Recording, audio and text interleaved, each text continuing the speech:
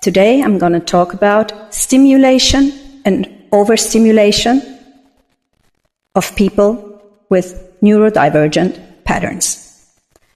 We need constant stimulation, and at the same time, we get overstimulated really fast.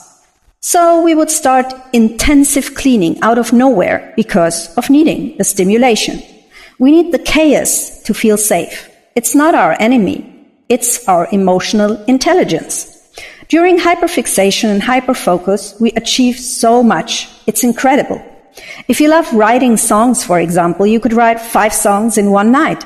If you love to do workout, you'll run a marathon in no time. No matter what you do, you're always in with heart and soul. But if we get interrupted, we lose focus. A simple word or sentence can interrupt our flow of thoughts, and then we would have to find that focus again. We rage very fast because of overstimulation. If we have conversations, we interrupt people not out of disrespect, but our thoughts are coming in too fast.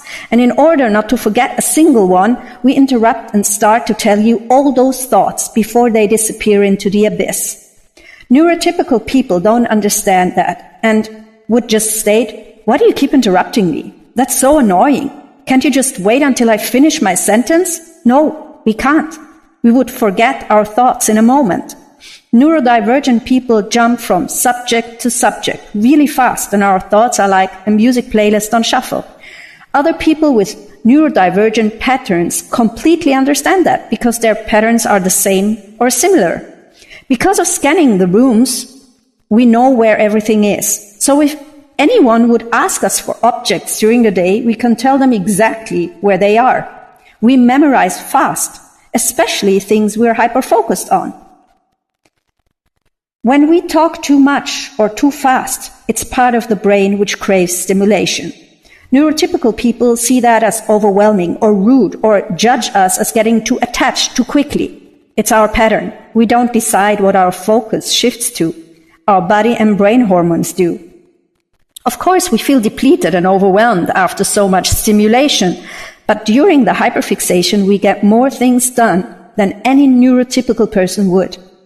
Then we are like a computer in overdrive. That's why we need time and solitude to recharge. Our body is not our enemy. We carry the Edison gene. It was the gene of hunters, collectors, creators, for a time where human beings were not caught up in the system. There we had to defend ourselves to survive. That's why we still have that fight or flight feeling. We live in a world where our patterns are misunderstood. It's not a sickness, it's a blessing. We can create and achieve and discover so much when given patience to thrive.